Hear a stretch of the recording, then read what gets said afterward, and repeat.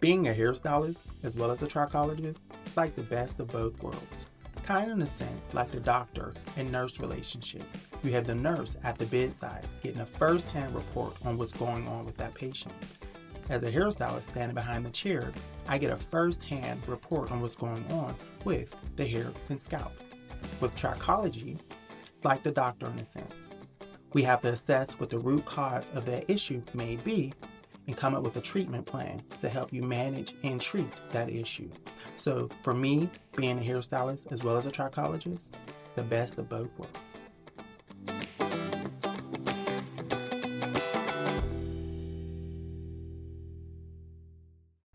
So that was question number 6. Yes. So question number 7. Can my hair loss be reversed or is it permanent? Now, I think this is a very good question, right? Because first things first, it depends, right? Right? So it depends on a few factors, Yes. right? How long have you noticed this hair loss, right?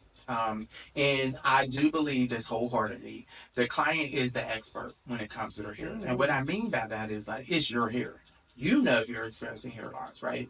You can tell before I'm going to be able to tell because it's your hair. So you know, like, wait, it's been shedding a lot more, or hey, it doesn't feel as full, like my ponytail is lighter, or whatever. Yes. You're going to know. So you have to tell me that, right? So you will tell me how long, right? And when did it start, right?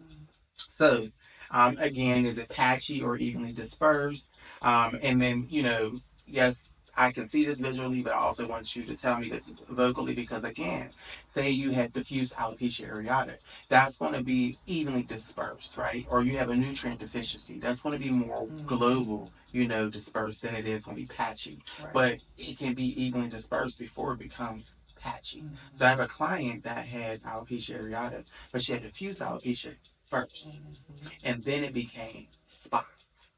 And the spots didn't open up bald clean at first. It was diffuse thinning, and then it was diffuse patches, and then they were full patches. So and it happened literally over time. It didn't happen overnight like we think, sometimes. So these are how long? Is it patchy? Is it dispersed? Does hair loss run in your family? Because if you do have a genetic predisposition, then I need to know these things because I need to understand how do I need to look at what I'm looking at, right? Absolutely. And if so, which type do you know? Which type of hair loss?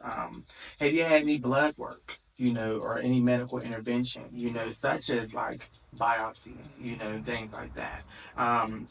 And then, like, what is your lifestyle? Are you dieting? Are you like a triathlon athlete? Because that matters. Are you on any medications? Have you had any recent illnesses? Like, what is your career?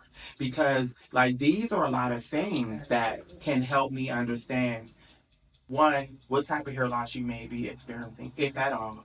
Two, is it permanent or reversible? Because certain things, it's like stress can bring about this type of hair loss, and then when that cease to exist, things can resume back to normal. Your hair's not gonna come back like that, but give it time in those growth cycles, it will start to bounce back, and you will see like, okay, I'm myself again.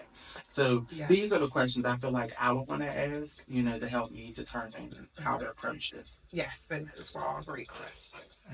I'm right with you. Okay, well, there's nothing to add. We're going to move right along.